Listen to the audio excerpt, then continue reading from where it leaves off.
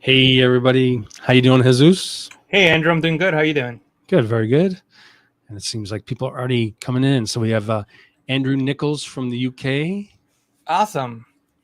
We And, have Hannah in the chat. Good to see you, Hannah. Yeah, let me remind everyone. Welcome everybody. Where are you watching from? And then we got Jennings Ford. He says he's awaiting. Hannah, oh good. Hannah, good to see you here. My friend John, greetings, all you beautiful people. And then Andrew says, I thought I was deaf. It was a little quiet in the beginning. Patience, everybody. Patience is a virtue, remember?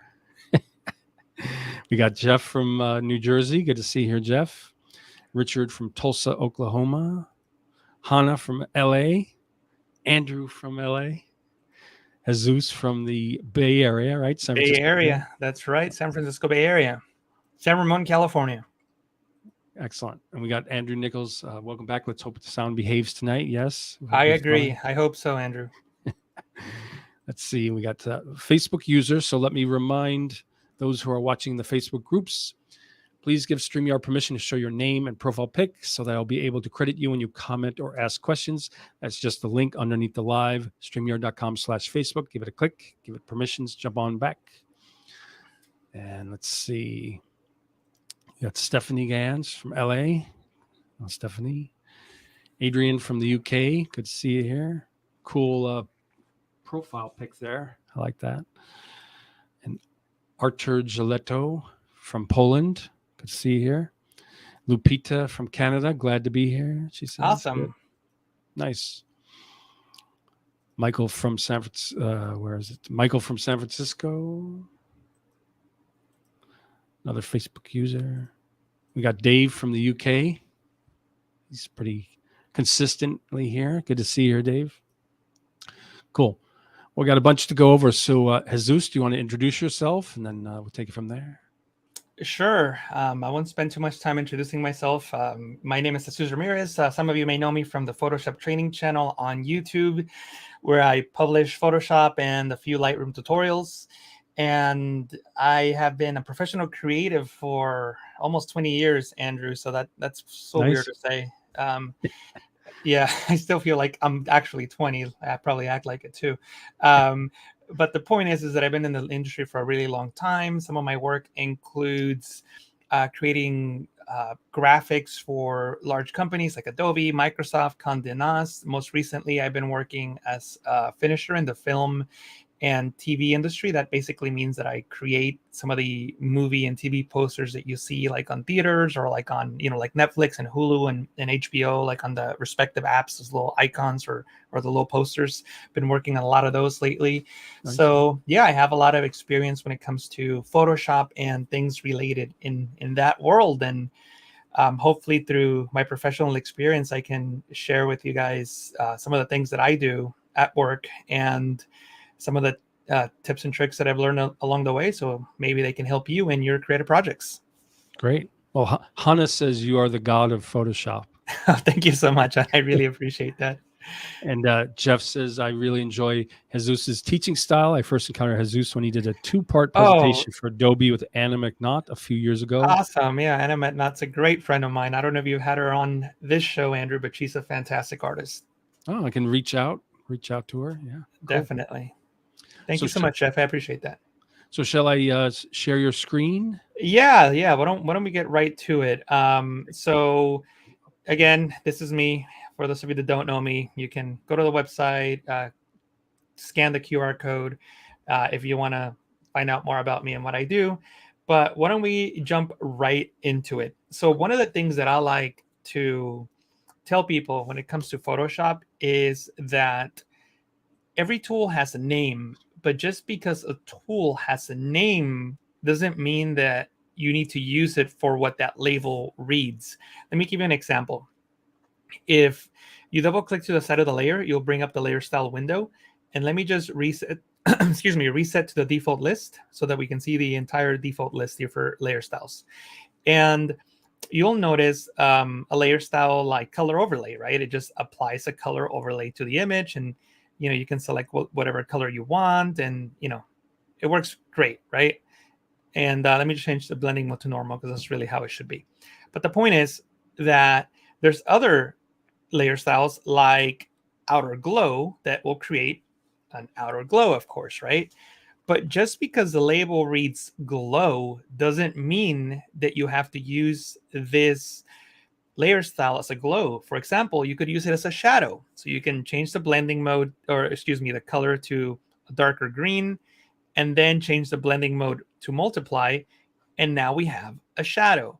And the reason that I would want to do this instead of using, say, the drop shadow is that the drop shadow only gives me a shadow basically like on one side, right? If I increase the size, I don't get the same result. It's always going to have more like a stronger weight on one of the respected sides of the shadow. So even if I move it around, you can kind of see it moves a little bit.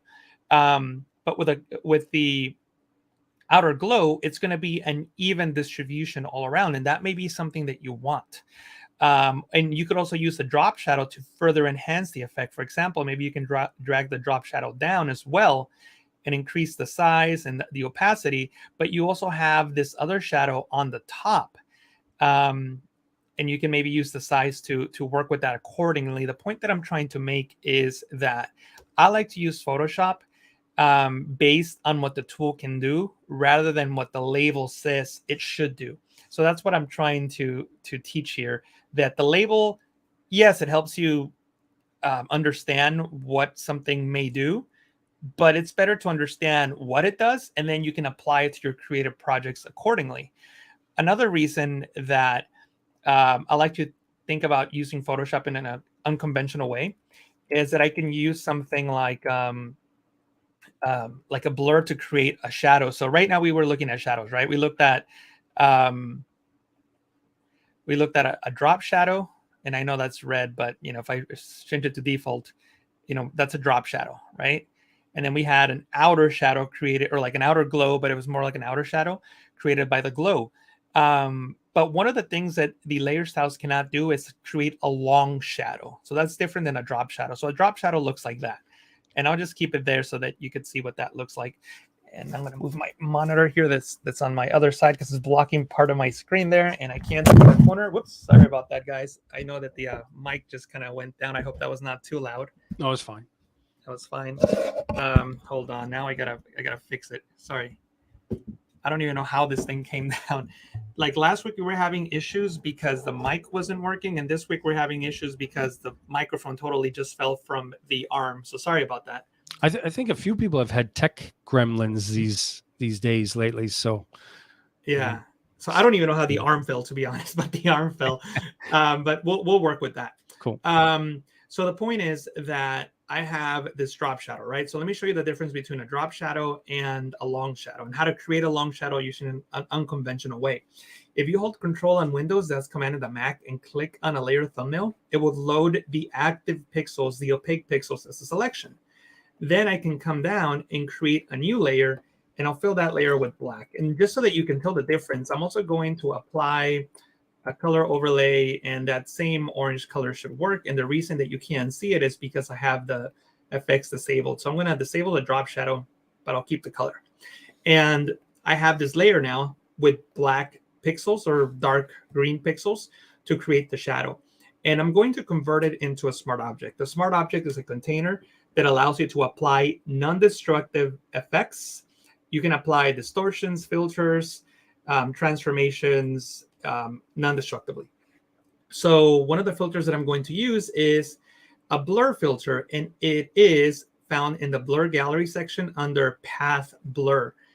With this path blur filter, I can increase the speed, and you can see how Photoshop will create this weird effect, right? This is a blur, but it can also be a shadow. And the cool thing about this is that you can uncheck this box here, center blur, And now it creates this really cool long shadow effect. See that? Something that a layer style will not give us. But it kind of works like a layer style, right? I mean, you can click and drag on the shadow just like you can with a layer style. You can increase the speed, which in reality increases the length of the shadow.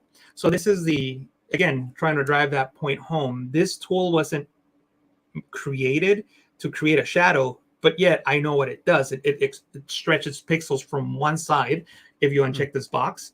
So then that creates a long shadow effect. So you can get really creative with the way that Photoshop controls pixels if you understand how the tool works. So in this case, we have the shadow, and I can just do something like this, and I'll press OK. And now I have a long shadow effect. And I kept it non-destructive with me, which means I can change it by using a smart object. So you see the label here in the smart object panel. I can double click on it. It brings up the filter again, and I can now adjust it if need be. And I can press OK when I'm done. Now I can continue using other layer styles like a bevel and emboss, for example. And I know it's not going to show up because I actually disabled it here. So let me make sure it's enabled. There it is. I'll reset it to default. And now I can try to match the angle of that shadow so that the highlight kind of makes sense, and just adjust it accordingly. Maybe something like this. Actually, no, I like that better. But the point is that you can get really creative just by figuring out how these different tools work behind the scenes, and then apply them to your project accordingly. Don't worry so much about what the label reads. Cool. Awesome. John says, love that effect. Awesome, John. Thank you so much. And I'm also reading the comments to see if there's any questions. If you have any questions, feel free to leave them in the comments. Andrew, feel free to interrupt me if there's a question that I don't read or get to. But yeah, thank you so much, everybody, for your comments and your questions. Michael Mondragon is here. Says, hi, Andrew and Jesus. Happy Friday. Hi, Michael. Happy Friday to you. Awesome. So I was looking at Hannah left a comment saying to check out the new hacks poster. Yeah, so I'll show what she's talking about there. I don't know if you guys have Behance, but I recommend Behance because it's a place where you can just share your work. And to be honest, Andrew, I'm not that good at keeping up with all the work that I have on Behance. I've only posted a few things that I've done on Behance, but I should be better about it. But the point is a nice online portfolio, though, right? It's pretty for cool. Sure. Yeah. So I worked on the hacks poster for season 2. So nice. It's pretty cool to see like work that you've done on like billboards and stuff like that. There it is in my neighborhood, too. Almost Sunset Boulevard. Yeah, not too far from you. I always tell people that even at this level, like whoever is in charge, whoever's writing the check is the person in charge. In this case, the person in charge who was writing the check didn't. I wanted to flip this mountain around because the lighting doesn't make any sense, but they didn't. It is what it is. That they didn't want that. So this is, like I can spot all the mistakes that are here, and a lot of them, like I try to address, but they don't want to for whatever the reasoning might be. And so a lot of time, because I've seen a lot of YouTube. I'm a YouTuber, as you know, Andrew, and I've seen a lot of YouTube videos of people, other artists. Criticizing fair criticisms to the work that they see on movie posters and things like that. And a lot of the times I'm 1,000% sure the original artist knew about those issues, but whoever was in charge for whatever reason didn't want to make those changes. So it's fun to see those videos, but at the same time I empathize with the artist because I know that they probably knew those issues. People are a bit moody and strange at times, right? Definitely. So the question is, was that hacks poster a composite? 100%. That was a composite. And actually, I guess I can talk about this. I'm gonna make sure that I can. Well, I don't know. I'm not gonna make sure that I can, but I'm gonna make sure I don't show any NBA stuff. But what I will show you guys, some behind the scenes stuff here. And you also have a nice comment from Octavius. He says, "I want to thank you for your knowledge. I've grown over the years following you." And then it says, "I want to learn 3D text." So I thank you so much for that comment, by the way. And we'll talk a little bit about 3D actually. So I guess I can show you this because it's not NDA, but let me just do it off screen so that I don't accidentally show something I'm not legally allowed to show. And that's another thing when you're working on these projects, Andrew, as I'm sure you probably know, There's a lot of stuff you can't show. Like I want to do tutorials on a lot of things, but they're not my images, so I can't use them. But something I can show you, I'm pretty sure, is that look at this. Recognize this? I was just talking about this. Right, there it is. So this is actually a lot of the images that are used in these projects are Adobe stock images. So this is the final poster, and you can see that mountain. That right there was an Adobe stock image. That piece. So one of the questions in the chat was that poster a composite? And the answer is yes. So a lot of these pieces I had to reconstruct, and we used Adobe stock images. And the reason that I say we is because I wasn't the only person that worked on this. I worked with a company called BLT on this project, and I was one of the finishers on the project. So there was other people who were also involved. So it wasn't 100% me, but the final what you see on screen was mostly me. And here's another example of the images that was used to create that road. You see that the road is coming here, is this right here. So there's a lot of images that were put together to create this effect. So cool. I hope that answers your question. And I'm sorry, I forget the name of the person who asked the question. 1QAS23 from YouTube. Yep. Cool. And then Jeff has a question. He says, is there a better way to get really precise and smooth increments when you're trying to rotate and place a selection? It's really to touch when you are working on eyes and everything has to be perfect. I'm not sure. Well, I mean, smooth increments. I don't know, like when you're trying to, I see what you're saying. I think this is what you're saying. Like so numerical rotation or something. So I'm guessing that if you're working like on the eyes or something and you have a selection and then you want to rotate the selection, is that the question? If so, what I would recommend is transforming the selection. And then when you transform the selection, you actually should be able to rotate it with this options bar here. You see that? So maybe you just wanted to go like 0.1 rotation degrees or whatever, or you wanted to do like 15 degrees. You can do that from here. You can just place your cursor on here, and it's going to be at 0. So you can just use the up arrow key or the down arrow key to rotate it. And if you want to go in larger increments, hold the shift key and then tap the arrow keys up and down. Also keep in mind the placement of the reference point. I call it the pivot point because this is where like the image will pivot from. So if I were to drag this over here, when I rotate, now I'm rotating from that pivot point or reference point, as Adobe calls it. So I hope that answers your question. And I would add, in general, when you're working with tools like that, is to always remember that you have that options bar, which gives you those kind of specific incremental ways of making changes. So awesome. Hannah in the chat saying that she used to train artists at BLT. Lisa Carney recommended her. It was maybe 20 years ago. Yeah, that's I guess I'll give them a shout out. So I've been working with both Lisa and BLT on these kinds of projects. And BLT Communications is a company that I've been working with on creating some of the posters that you see. And cool. This is the work that they do. And I've been involved in some of these projects, not all of them, of course. And Lisa Carney, who is a good friend of mine, and Lisa created this poster. Lisa Carney created the one on the left. I don't know if she did the ones on these three, but I know she made the one on the left. Cool. But yeah, and then looks like Hannah was teaching some of the artists on this company. And Lisa Carney can be found at lisacarney.com.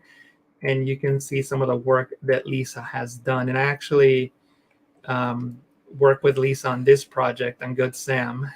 And yeah, it's pretty fun, but challenging work. Sure. Cool. Nice. Andrew Nichols says, learned something new already. Awesome. I'll talk a little bit about something else that I've been doing a lot, doing this type of finishing work. So basically, it's not required, but it's like a good professional courtesy, I guess would be the term, to like name your layers. And how would you name a layer? So like, let's just assume that this one was a shadow layer, that I was, creating a shadow. I wouldn't just call it shadow.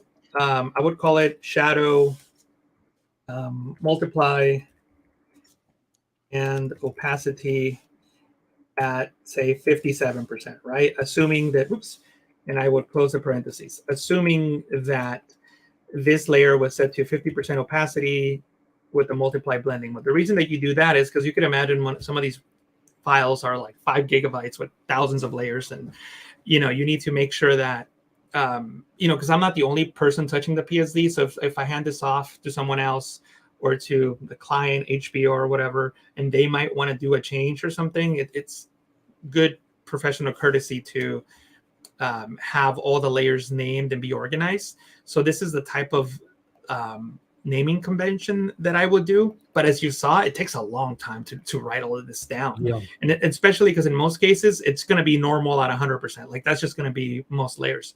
So what I decided to do is I created an action that oops, stop, I did the wrong one.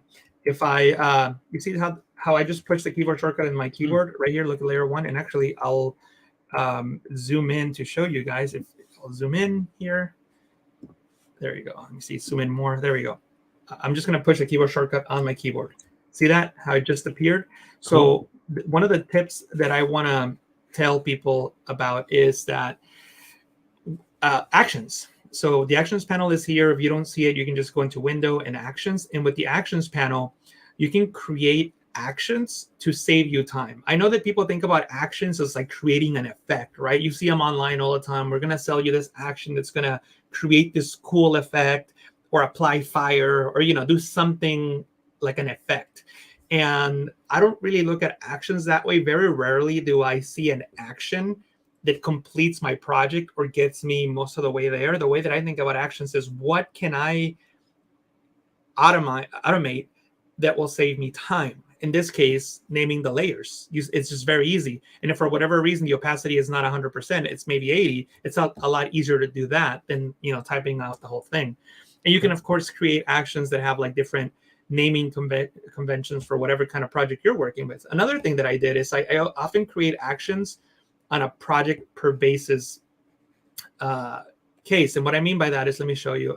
I know this is not going to look super great because I wasn't thinking about showing this, but I think you guys will appreciate this. And let me make sure the action's still here before I even talk about it.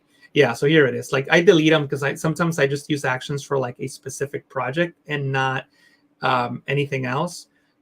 So I will use, I guess I can get away with using this picture of this lady running. And basically I was working on a project for CVS. I don't think the poster's out yet, so I can't show it to you guys. But I was working on a project that had a number of subjects in the foreground. And, the background doesn't matter, but the background, it doesn't matter for this example is what I'm trying to say. But the background needed to have shadows. And I found myself working on 2 subjects. And I was like, oh my God, the shadows are basically the same on all the subjects. I just have to keep doing it over and over and over again. Like, how do I, what's the word? Like, how do I optimize this creation of shadows for my subject? So what I did is I basically had a layer with my subject, and I had dozens of subjects, but I needed the same type of shadow. So what I did is I created an action that basically is this one here called cast shadow, and it's got all these commands. And basically what I did is after I was done with my masking and all of that, I just hit the play button, and I created this action that automatically generated a shadow for me. And I should have made this image a lot smaller just so that it wouldn't take so long. But as you can see right now, it's going through this process.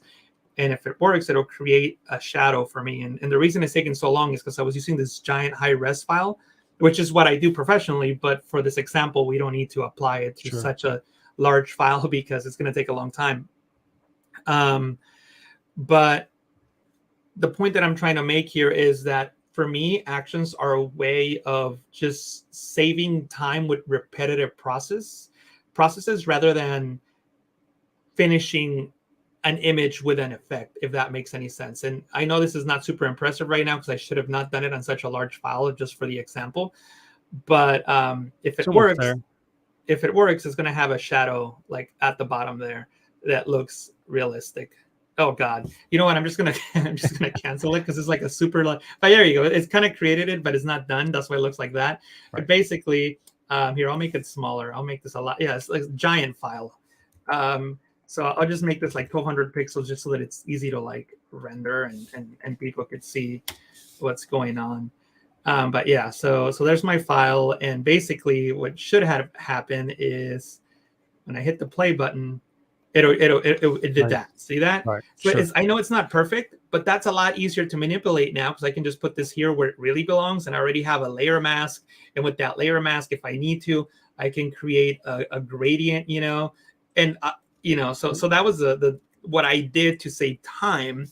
That I had so many subjects in that one image that if I were to do that process by hand, it would have taken me at least an hour. So instead, I just did it. After I did it 3 times, I realized, you know what? I'm doing the same thing over and over again. I'm just going to make an action, apply it, and I'm like 90% there, Cool. So that was one of the tips that I have for you guys that I wasn't planning on showing, was create actions for things that are repetitive. Nice. Another thing that I did is I'm also working with Lisa Carney. We're working on a project for, I don't know if I can say it, but like a well-known brand, not Nike, but one of those brands. And there's a lot of photos of athletes like in a gym. And I mean, I guess the photo that I show you doesn't matter. We'll just use this photo. And I was trying to remove a lot of imperfections from the background, right? And sure, you can use something like the spot healing brush tool to like remove imperfections, and that works great in most cases. But I was running into some problems because in areas with more detail, and I don't know if this photo is going to work well for that. But the point is that sometimes you want to remove something from an image, and that tool, although good, it still creates blurry areas and imperfections. So I found out that if you instead did something like content aware fill, this one here, it will give you a better result. The algorithm is better, and it just gives you a better result. And then you can adjust these settings so that things work accordingly. And when you press OK, and I actually wanted that on a new layer. So when you press OK, you get that result. But then that takes forever if I'm working on an image that has, for example, in this case, there was only one little piece of trash. But what if this image is the one that the client wanted, but you have to like remove like 50 things? Going into, making a selection, like so. And actually, I probably would have done it with the last tool. So like making a selection like so, and then going into edit, content aware fill, doing that hundreds and hundreds of times can take a long time. So I thought, well, why not just create an action that has the settings that I want and that I know are going to work for this image, apply a keyboard shortcut, and I'll show you how to do that now, and then follow those steps. So then what I do now is when I was working on those files, I would just make a selection around the imperfections, use that keyboard shortcut, and Nice. Photoshop like automatically hides those things. See how fast I can go now? See that? See how like I love content aware fill that way too, right? Yeah, and it works so great. And I know that some of you may be thinking, well, that's cool, but there's also a keyboard shortcut for content aware fill, right? Shift and backspace brings up the fill window, and you can just select content aware fill and press OK. Well, that doesn't work as well because, as you can see, I can't work on a blank layer like I was with the other filter. And even if I was on this layer, that's still more steps, right? Because I still have to press the keyboard shortcut and then press OK. Sure. So that's 2 steps. And also the algorithm on that window is not as good. So that's why I chose to create an action with a keyword shortcut.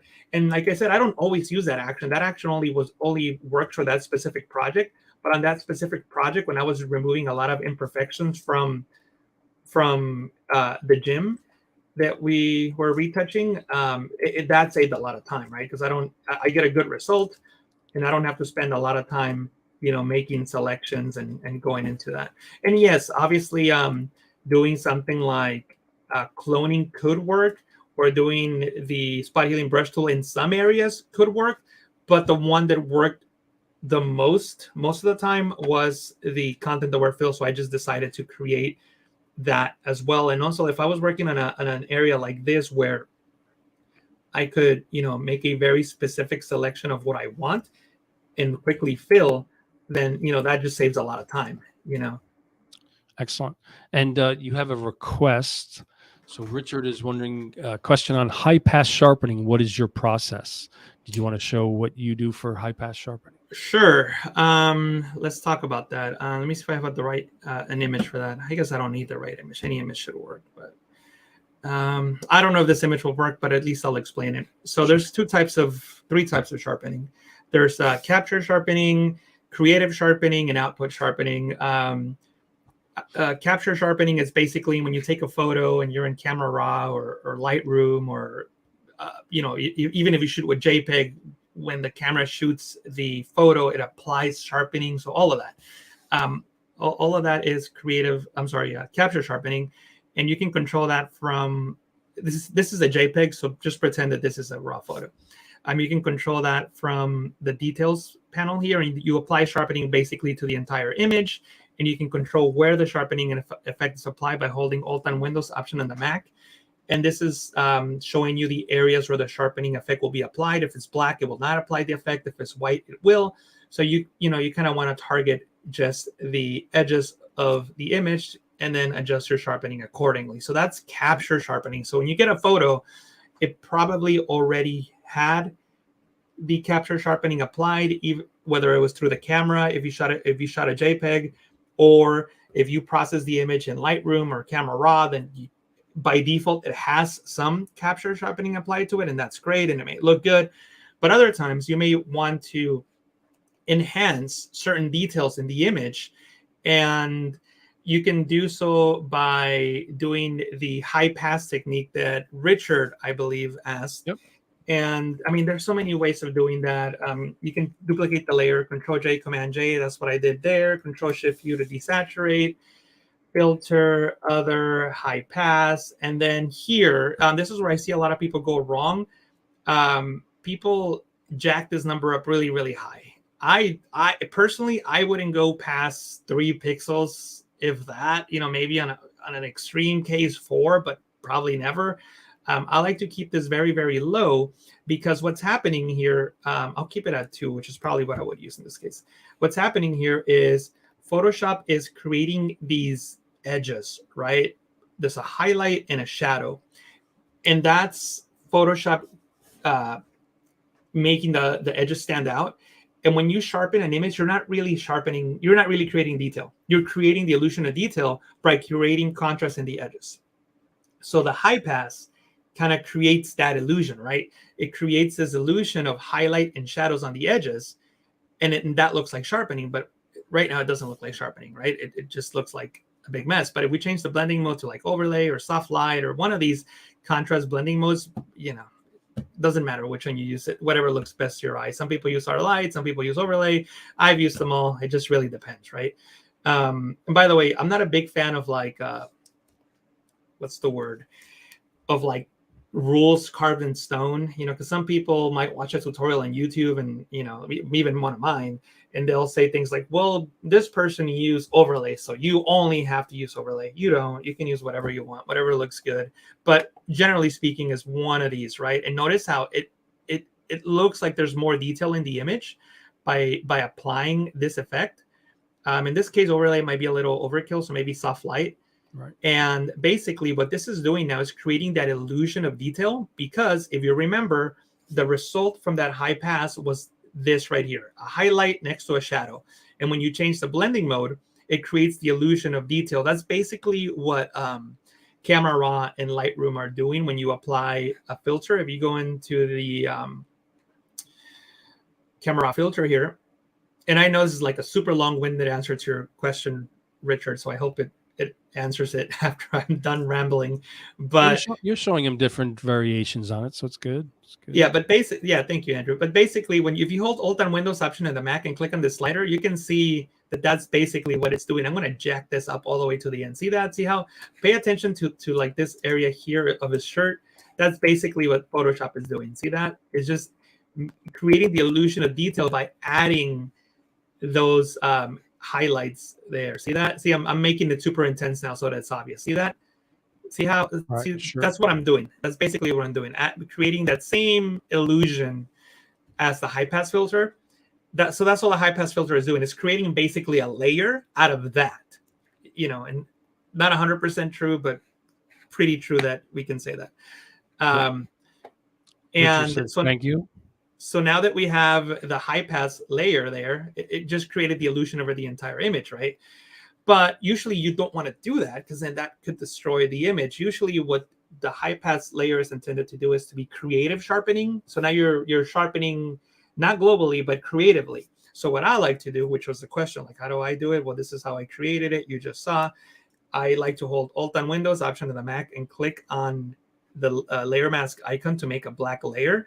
And this is going to be my high pass sharpening. Side note, one of the reasons now, especially working with thousands of layers, that I like to name a layer is that when you have the move tool active, you can right click over your image and you can select the layers that are visible. In this case, just the background. But if the high pass layer was also visible, then I could also select the high pass. See that? High pass background, so I can quickly select the layer over that I'm clicking over. So another good reason why naming your layers is good. The point is now that the effect is hidden, I can selectively paint that in, right? So maybe I just want more detail on his beard. So, his beard needs a little more detail, so I can paint that in. See that? Or you know what? Maybe his eyes and eyebrows and hair. Why not? But I'm not adding a global sharpening to the image, just to the areas that I want to creatively target. So before and after, see that? So that, Richard, is my answer. So I hope that was beneficial. The third one that I didn't talk about was output sharpening, by the way, just because I mentioned 3 things and I might as well talk about it. So let's just say that this is our final masterpiece, but you know what? We're going to export this to, like, I don't know, Instagram or something. So, we're going to reduce the image size. So say 1080. And then we're going to crop it later, right? And it's going to be 72 pixels or whatever. So when we do this, we are already losing detail in the image because I made it too small. Let me do that again. Image size 1080 by 1080. And then this is going to be like 72 and 1080. And then, we probably would need to crop it at a 1:1. There we go. So that's going to be our Instagram post, right? But since we did that, we lost a lot of detail. So I may need to go in here again and do another round of sharpening. So I would do that on a new layer, like on this layer here, and go into filter, camera raw filter. Where am I at? Why can't I see it? There it is. Camera raw filter. And I would just do more sharpening just specifically for that size. Because when you make an image smaller, you may lose some of the detail and some of the sharpening. So you may need to do yet one more round of sharpening for output sharpening. And I know sharpening is like such a confusing subject, but I'm going to have to give a plug here, Andrew. Let me look up my Google Books here, because the reason that I know so much about sharpening is because I read a book on sharpening many years ago. I had the same book. Yeah. So let me see where it is. Or like who, I don't remember who wrote it, but let me look at it. I think he passed away, right? He passed away years ago. I cannot remember the gentleman's name. I don't even know where your library. Here it is. Let me just find it. Okay, cool. So so this book is old. I don't know how old it is, Andrew. It probably came out, who knows when it came out, but let me how do we get to the beginning? You know what? Instead of like trying to figure out how to show you, I'm just gonna like search for it. Here we go. This is the book here, guys. I just found what's the title? It's Image Sharpening with Adobe Photoshop Camera Raw and Lightroom by Bruce Fraser and Jeff Shu. And I'm sorry if I mispronounced the names, but I forget which of the 2 gentlemen passed away now, but Bruce passed away. Okay. Yeah. And so this came out in 2009. So not a new book by any means, but back in, I read this around 2009. And some of the stuff they talk about is still relevant today just because, it's stuff that's not going to change. It is what it is. So if you really, really want to get nerdy about image sharpening, I recommend reading that book. I haven't read it in a long time, but that's where I learned a lot about. And there's a question from IQAS 23. What areas should we not creatively sharpen? the areas that you don't think should be creatively sharpened, because that's what, that's subjective, right? Yeah, I'm the never going to tell soft you the areas. eyes, you never sharpen the eyes, or like whatever it is. Like So- there's general rules, like so creative sharpening is basically what areas that have more definition, more. yeah, so detail. the way you have to think about it is like this. In an image, the stuff with more detail, it's the stuff that attracts your eyes, right? So if you want more attraction to, say, his hair and face and all that, then sharpen those areas. If you want more attention on the guitar, then maybe, sharpen the guitar, but then also create something like this, where, the rest of the image is darker, but maybe not the guitar, and the guitar is sharper. You know what I mean? So Sure. so the area that has more detail. So to answer your question, because I don't want to not answer it, is the areas that you don't want sharpened. The areas that you should not sharpen are the areas that you don't want your viewer to focus on. There you go. That's how I'll answer that. Well said. Yep. Awesome. Ian says that he has that book. Yeah, it's a good book. Yeah, Ian has the book, and so does Hannah. Awesome. I used to have that book, and I think I let someone borrow it, and they never returned it. Somebody liked it a lot. Cool. Awesome. So yeah, and by the way, I haven't even showed not even a quarter of what I wanted to show, but I'm glad that people are asking questions, and I kind of like that. I like random questions because Sure. I remember one time I was doing a creative live, and somebody asked a question, and I was like, oh my god, I have no idea. And then I told the host, whose name is escaping me at the moment, and I feel so bad. Why can't I remember? Anyway, I had a stroke, guys, so my brain sometimes doesn't work. David as well as it should. Blattner? No, not David Blattner. It was a creative live. It doesn't matter. And I feel so bad because now I want to remember the host's name. Oh my god. Oh my god. What's he look like? Kenna. Thank you. Kenna Klosterman. I'm sorry for not remembering Kenna. Oh yeah, Creative Live. That's right. Creative Live. Yeah, Kenna. I was working with Kenna, and somebody asked a question in the chat that stumped me, but I told Kenna, give me a moment, and I'm sure I can figure it out. So there's a video of me somewhere just sitting there for 10 seconds doing this, and I figure out a solution. And I'm sure that maybe some of you could figure out faster than me. I'm not saying I'm super special or anything, but the point that I'm trying to make is that I enjoy questions that make me think. So I'm glad that you guys are asking questions. But the point is the question was, how can I invert the colors, the luminosity in an image without inverting the colors? So if you press Control I, it inverts, everything, right? But how can I just invert luminosity, or how could just invert colors without inverting the other? And I was like, I have no idea. And then I figured it out. So it took me a minute of sitting there. But basically, I converted the image into a smart object. If you go into image mode and change it into the LAB color mode, the channels now have the lightness and the colors separate. So now I can come into the lightness channel here and then do a Control I. So now the luminosity is inverted, but not the colors. So that's how I answer that question. But it took me a few moments of sitting there and going, how can I do that? Alternatively, you can invert the A and B channels, and now you invert the colors, but not the luminosity. So that's how I solved that person's comment. But I love that question. I still remember it to this day. It happened 5 years ago. Well, you have another question from my friend John, who says, can you provide a tip or two to a color impaired person who looks a lot like me, but definitely not me? So what exactly though, John? What kind of color tip? Yeah, and you know what? I'll answer this question after. So yes, John, clarify, but I also have something to say to that. So it's really interesting. So check this out. If you go into the hue and saturation adjustment layer and desaturate the image, that's a black and white photo, right? But if you also go into the vibrance adjustment layer and you desaturate the image, that's also a black and white photo. But these photos are not the same. See that?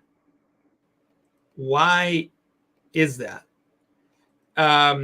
Well, that's because different math is used when desaturating an image. There's different color modes. The hue and saturation adjustment layer uses the HSL color mode, hue, saturation, and lightness, while the vibrance adjustment layer uses the HSB color mode, hue, saturation, and brightness. Did I say brightness for HSL? If I Yeah, did, you I said meant it to right. say, oh, lightness. All right, it doesn't matter. The point is that it's different math. And this one here was the vibrance version of saturation was used to represent more the way the humans look at color. So for example, if you have a gradient, and by the way, this may not work because Adobe changed the algorithm on how the gradients are created, and I need to like create it a certain way so that it works because it's all math behind the scenes. So sorry if it doesn't work, but the point is, I have a video on this on my YouTube channel, so you can check it out. But the point is that if you have, oh man, so I don't have my gradients here because I was messing with my gradients and like they all went away. So there's nothing here. So there basically, if you have, I'm going to totally fake this, by the way. If you have like, okay, we don't need to like create a gradient. This one right here already, right? We have this gradient. You see how there's red, there's blue, green, yellow, and all that. All these colors here have the same luminance values, right? They all have the same brightness levels. But to the human eye, yellow looks brighter than blue, right? So when you desaturate an image with the hue and saturation adjustment layers, all these colors basically look the same. But then when you desaturate it with the vibrance adjustment layer, blue will look darker than yellow because that's the way humans perceive color. So to answer your question, John, a tip here is that if you're working with someone who's colorblind, you might want to, even if you're not, I use vibrance more to desaturate images. He's asking if you could do some tips for color matching, if you have time. Well, that's another very broad question. I'll finish this point and I'll get to that. Sure. So basically, the tip is if you're desaturating or saturating, I would just use vibrance because that color mode was intended to represent the way humans see color rather than hue and saturation. That's a little bit more mathematical. So that's one tip. So to the question about color matching, well, it depends on what you mean by color matching, right? So if you have like this guy here, and why isn't he showing? You have this guy, and then you have like, somebody says to you, hey, John, can you take this guy's shirt and make it, like this shade of blue, right? Like that shade of blue right there. Like, how do I color match this? Well, that's a really difficult thing to ask, or not to ask. That's a really difficult thing to get right because when you paint on something, right, that's color matching, right? I'm taking that blue and I'm painting it over the shirt. But then that doesn't solve the issue, right? Because there's shadows, highlights, and all kinds of different stuff on that shirt. So, somebody might say you can change the blending mode to color, and now you take the luminosity values of the layer below onto the layer on top, right? So then that technically gets you the same result or the result that you want. But then people will say, well, no, that blue is definitely not that blue. Well, of course not, because, you have to take into consideration the highlights and shadows. So what I would do is you're never going to get like a perfect color match because nobody ever takes into consideration like the shadows and highlights of the image, because, like this solid color is just one solid color. The surface below is a bunch of different values, right? Really bright highlights and really dark shadows. So like, of course, you're never going to get it perfectly. But what I would do in a situation like this is I would create a group and then use, the group has the layer mask that controls where the color will be. And then this is like my sample color. And I would just try to match it as best as I can in terms of making it darker, and it also in terms of saturation. And I know, like, well, if you're colorblind, like, how are you going to see all this? Well, even if you're colorblind, you can take if you're not colorblind, you can take the vibrance adjustment layer, desaturate it, and try to match the luminance values as best as possible to see if you can get something that'll match. It'll never be perfect, right? It'll never be perfect, but you can get close enough. So that's one tip. So then you can say to someone, well, this blue is really that blue there, but obviously this shirt has highlights and shadows, so you'll never get it 100% the same. Cool. And John says that was excellent. Awesome. Thank you. Yep, you're welcome. Yeah, because I've seen a lot of videos where like, and I've done videos, don't get me wrong, I've done videos like that too, right? When people like, will do things like, well, here's the color sampler tool, and there it is, and these are the values, and we're gonna match them here, and you gotta use the curves adjustment layer or the LAB or whatever. And sure, that works, but it's too much work. And at the end of the day, you're only matching that blue to like this area here, and not the highlights, not the shadows, and not anything else. So, doesn't always work that easy.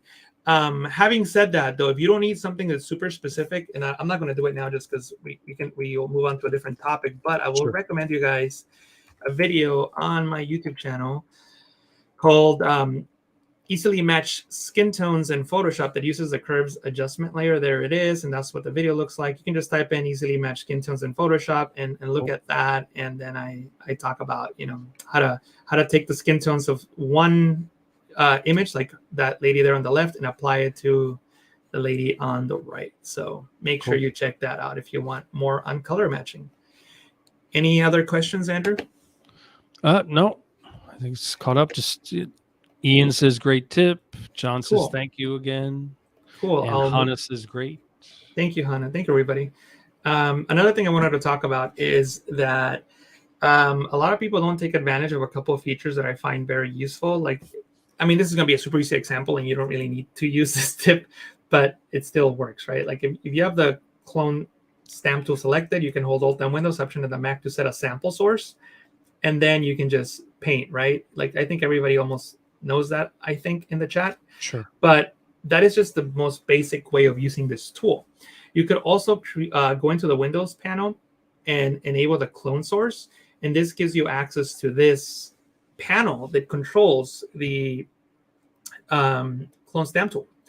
And what that allows you to do is it allows you to, for example, I'm going to pick this lady's face here. And when I paint, notice that there she is. That's her face, right? But I could also decrease the size. So if I do the same thing, when I paint, now there's a smaller version of her. See that? Just by using this panel. Or I can rotate it. So I'm going to rotate it. And when I paint, now it's a rotated version of her. So you can use this panel to control how the clone source works. Also, you have 5 clone sources. You have 1, 2, 3, 4, and 5. That means that when I click on her face and paint, that's 1. I can click on this one, select the other lady's face here, click on this one, select this one. But maybe I want to go back and continue working on the first one. So I'll click here, continue working on her. Oh, you know what? I need to go to the second one again, continue working on her. And obviously I can go into the third. So these clone source options allow you to save 5 clone sources. So you don't have to keep resampling. You just have to remember what you sampled on each one. Side note, if you use the healing brush tool, it also requires you to set a sample source. So when you select the sample source with the healing brush tool, it also uses the clone sources here. So you have access to them as well in the healing brush tool, not the spot healing brush tool, obviously, because the spot healing brush tool doesn't need a clone source, or a sample source, I should call it. Artur says, can you show the color change from green to another color? I think he might have been talking about when you showed that tutorial on your website. Well, changing green to another color, really, I mean, let me see if I have something green here. It's the same thing everywhere. So we have, this lady's dress here that's green. The way that I would approach this is by, making a selection of the thing that I want to change. And, just for the sake of time, because we're almost out of time, I'm not going to be super precise with the selection, but make sure that you do have a very precise selection, because that makes things easier, obviously. So we'll call that selection good. And I will work on a folder, and I'll show you why in a moment. So now that's my folder, my group. And the reason that I want to do that is because I can have multiple adjustment layers, like a hue and saturation adjustment layer, and I can check colorize. And I could also add a curves adjustment layer, and I'm deleting the layer mask because we don't need them. And I can control everything with one layer mask. And the reason that I'm using a curves adjustment layer, not just the hue and saturation, is because if I wanted to, make this like a brighter yellow, notice how the colors become so flat. There's no like real way of getting like a brighter yellow or almost white just because I lose all the detail. That's because I'm basically using one slider to control all the luminance values. So you can use curves, or if you're newer to Photoshop, you can use levels. Either one will work fine. And notice now that you have 5 control points as opposed to just 1. So then you can just now, adjust this accordingly. See that? See how I'm still keeping the detail even though the dress is super, super bright, or super light, I should say. And then I can create an adjustment layer on top of that. Or no, I don't need to. I can go back into my original one and then maybe decrease the saturation. See that? Cool. Nice. So I like to keep everything in just one group with one adjustment layer. And now I realize, oh, you know what? I made a mistake. I didn't select this area here. That's okay. I only need to correct it in one layer mask and not 3 or 4 or whatever the number may be. And then I can erase here to make sure that, and I know this is not the best selection, but right. We get the idea though. Yeah. Yeah. So then, do something like that. And that would work more on the details of the ornaments there on the dress, but that's how you would convert any color into anything. And also with this technique, the way I like to set this up is, this could also become white, like you want to make this white, sure, we can make that white, and obviously spend some time fine tuning the details. Or we want to make this black instead, sure, we can make that black, why not? So there it is. So once you have everything set, it's really easy to change the color of anything, as you can see. Cool. And Ian Sayers says, what's the one best thing you love in Photoshop? So what do you love most in Photoshop? What do I love most in Photoshop? I think, at the end of the day, as cool as the neural filters are and all this stuff is like just layers. I mean, just this, well, you just saw it, like I have all this control over my image just by putting a couple layers together with a layer mask. So like that to me is the best. Like I could do without all this fancy stuff. And if as long as I have layers and layer masks, I could pretty much do anything. Like I used to make, and a lot of people here probably used to make layer mask by hand. So I don't necessarily need the quick selection tool, although it saves me a lot of time. I could manually paint all that in and still get great results. So what do I love most? Just the ability to do anything I want with layers. Sure. I agree. Cool. Any other questions? Yeah, let me know. We don't have a lot of time, guys. So if you have one question, throw it in the chat and I'll be happy to answer it for you. Yeah, I didn't really get into everything I wanted to show, but let me see if there's anything that I need to make sure I show you guys. Let's see, something that most people probably don't know. All right, so now that I do teaching, a lot of teaching, I have written articles for magazines and websites and all kinds of things. And a lot of times they might say things like, all right, Jesus, we need you to take that screenshot and make it smaller. It needs to fit on that box because of layout, whatever the reason may be. And when I first started doing this, what I would do is first of all, curse them out. And then I would say, all right, I'm going to cut this and I'm going to grab the move tool and I'm going to move this up. And there you go. All right, there's your panel, right? But then I started thinking about what I mentioned earlier, which is what is an unusual way I can use a Photoshop tool to help me get what I want. And I came up with this idea that I could just go into the content aware scale. The content aware scale is meant to increase or decrease the scale of something. And it either adds information in areas that don't have a lot of detail. Like if you're stretching an image, it'll add like the sky, that's easy. Or like if you're making an image smaller, scaling an image down, it will get rid of the information that's not important. So in this case, we have a lot of information that's not important right here, right? It's all the same. So Photoshop will automatically just get rid of all of that and boom, I'm done. So that's a tip that I like showing now that I came up when I was creating all these screenshots and they needed to be specific sizes.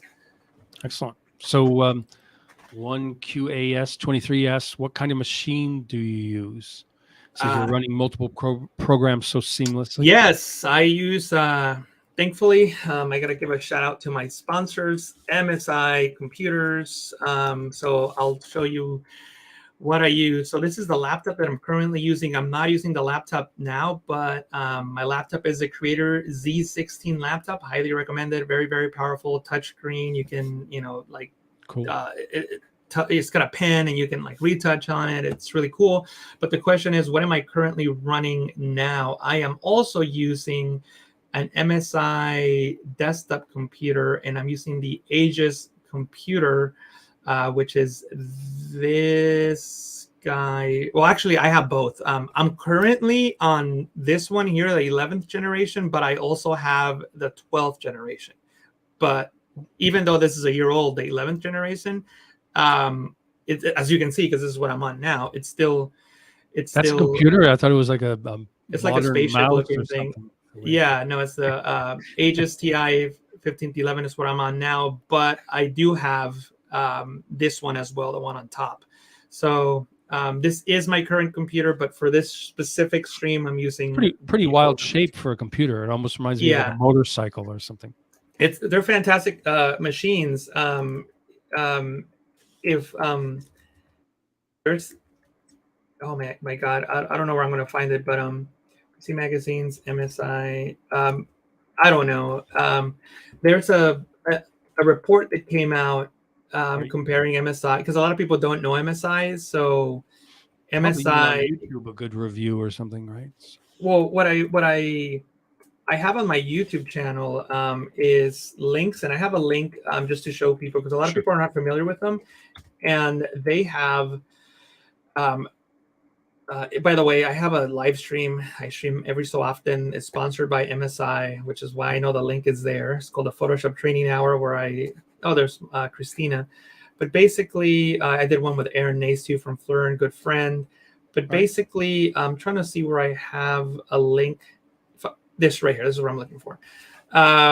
In 2021, laptops and tablets, MSI computers tied with Apple computers for overall customer satisfaction. So that's, in case you don't know who MSI is, just know that they're a reputable brand. And on the PC side, they tied with, did better than all the other PC companies and tied with Apple in overall customer satisfaction last year. So they're a good company, and I've been with them for almost 2 years now. So I've been very fortunate that they send me some of their cool toys to play with. Yeah, John says he has a 5-year-old MSI and it still rocks. Awesome. And then and then Ian asks, do you still use calculations to make masks? I mean, the short answer is yeah. The longer answer is not every time, because like I don't need to use calculations every time. We don't have time for that, because that's like a really long process. And I need the right image for that. But if you go on my YouTube channel, I have a video on calculations, and let me show you guys what that looks like, so you can search for it on YouTube. Let me go into my YouTube channel here, and Photoshop training channel on YouTube. Yep, that's right. So here it is. And if you go into my uploads, it's the one with the, I don't even know, is it called the Brooklyn Bridge? Is that what it's called? That famous bridge in New York? Right. You guys know what I'm talking about? Somebody in the chat will let me know. I don't know what it's called when I show it to you guys. This one right here, that bridge right there. Sure.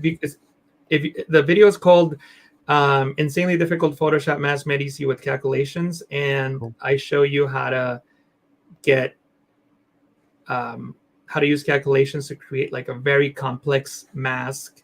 Cool. And I think that this is the question. If I still use this method to create a mask, only if I need to. It's a complicated method, which, by the way, pioneered by Bertman Roy, and I recommend his book, Photoshop Channel Chops. Yep, it's an old book. I believe it came out in the 90s, if I'm not mistaken, but it's fantastic. It still applies today. Like, channels haven't changed or not going to change.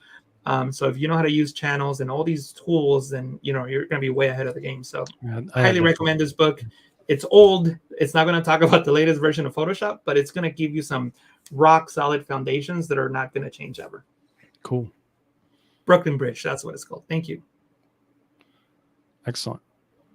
So let me say thank you very much and give some shout outs to where people can find you online as well. Yeah, definitely. So jump up here. So we have, first is, the Photoshop Training Channel.com. Yes. And that's where you have some free tutorials as well as some courses people can buy as well, right? Definitely. And obviously on YouTube, where you're approaching 2 million subscribers, right? Hopefully soon. Yeah. That's right. Photoshop And, training channel at YouTube. and by the way, Andrew, can I say two things, please? Absolutely. Number one is the other thing I want to promote is my TikTok, because I'm really trying to grow it. That's next, right here. So you can share my screen. So I have a TikTok channel. Oh, okay, yeah, sure. With 562,000 followers. So make sure you check it out. They're 1-minute tutorials. So if you like quick and easy Photoshop tutorials, this is the place to go. Cool. So 560,000 people have joined already. So make sure you don't get left out. And also, I have an idea, and I just want to get people's thoughts on it. So recently, Andrew, as you know, because we just talked about it, I let me see. I did a video on my YouTube channel with my good friend Aaron Nace from Flern. You guys know Aaron. Aaron's a wonderful, wonderful guy. He's a good friend of mine, and we had a 1-hour conversation. Just no tutorials, just us talking about the industry, design, all sorts of stuff. And ever since I did this back in May of this year, I've been thinking that I kind of want to do a podcast. Would you guys be interested in a podcast where I just interview? Because I'm friends with a lot of people in the creative industry, so it'll be great to have conversations with people on their journeys and pitfalls and just figure out who they are as people. Because a lot of people know people like Aaron, who see him as like, oh my God, it's Aaron from Flern, but that's not how I know him. He's just like my buddy, right? So it's good to have conversations like that with people, like on a human level. Yeah, so absolutely. I figured that I would want to do a podcast where I just talk to people on a human level about creativity. So let me know if you guys are interested. I would love to know if you guys are interested in that, and then I can look at my Rolodex of friends and can at least start with that. Yeah, John says podcast equals yes. Awesome, John. Thank you. Jeff says I would love a podcast. Yeah. Thank you, guys. All right, so I'm probably going to do that. So I just gotta get my ducks in a row, and definitely will do that. Yep. And let me go back to Hannah says yes. Other Hannah says yes. And then me and Ian Sayers were talking about this as well. About what? Panel of like podcasts, and also getting a panel together of people talking about, not just Photoshop tips and stuff, but also talking about like the future of digital art. What do people think about AI, things like that? What do people think about NFTs? Hannah says, can we talk about Photoshop and politics? Well, I'll say there was an interesting article about a certain news organization using a Photoshop image regarding a certain judge on a certain topic that is very, what's the word, hot right now in American politics. Taboo. Yeah.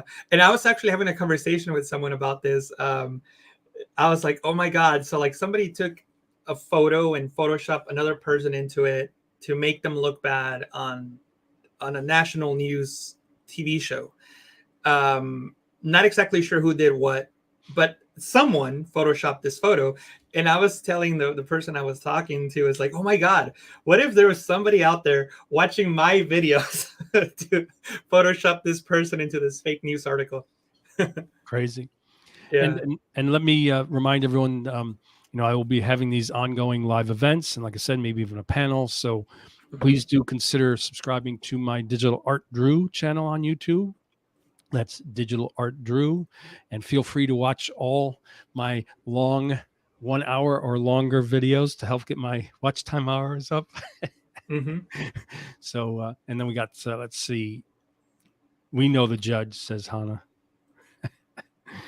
And then Jeff says, that's what makes Andrew's interviews, presentations so entertaining. Yeah, I'm always trying to get people in the industry to come and speak. And like this one was excellent. And Ian says, after everything has been through, it's amazing to see the recovery and back stronger and healthy again. Yeah.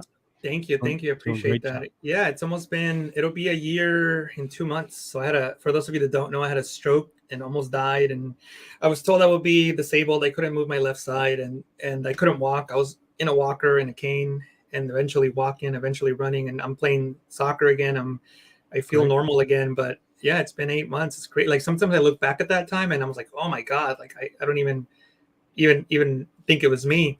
But thank you so much to Hannah, who was there, who was very sweet and messaged and sent a care package and was constantly sending me text messages to make sure I was okay. So thank you so much for that, Hannah. I really appreciate it, and I won't forget it. Yeah, we loved you, and you do a great job. So always appreciated, and today was excellent as well. So we will have you back again for sure, again and again. So thank you so much. And John says, "Yep, wow, wonderful to see such miraculous recovery." Thank And you. Hannah said, "You are here. We love it." Yeah. Yeah. Well, I'm missing about 10% on my cerebellum, but that's all good. I don't need it, clearly. Cool. One of these days, I'll show you guys my my MRI. That way, that actually, Andrew, you want to do an exclusive and show you guys my MRI on your show, Yeah, so you guys sure. can you guys can see my the missing part of my Let me head. do a screen share. Yeah, do a screen. Yeah, that'll become viral. Become viral meme. This is Jesus's missing brain here.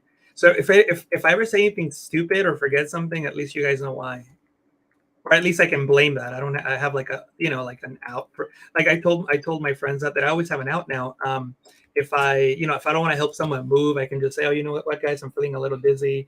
Or like if Right. I don't want to go to somebody's party. Oh, you know what, I'm getting a little dizzy. Sorry, can't make it. So I have like the perfect out for everything. So every time I want to get out of doing something, That's right. there we go. So that's an exclusive. That's my head. This is the right side here. Everything that's in white right here in the bottom, like bright white, those are the areas of my brain right here that died. So this is looking up. My nose is here, and this is the right side of my face. My ears here on the side, obviously. And you can see like the stroke came up through my neck. I had an artery, a cervical dissection, and it started. The right side of my brain, as you can see here, was heavily affected, and it started dying. So all this is dead, and which is why I couldn't control my left side. So yeah, that's what happened. Wild. Yeah. Well, you have strong dedication, and you recovered well and came back great. And thanks for sharing your wisdom today. It's very much appreciated. And thanks everyone for attending as well. So awesome, everybody. Thank you so much. I really appreciate it. So yeah, do subscribe to Jesus Photoshop Training channel on YouTube.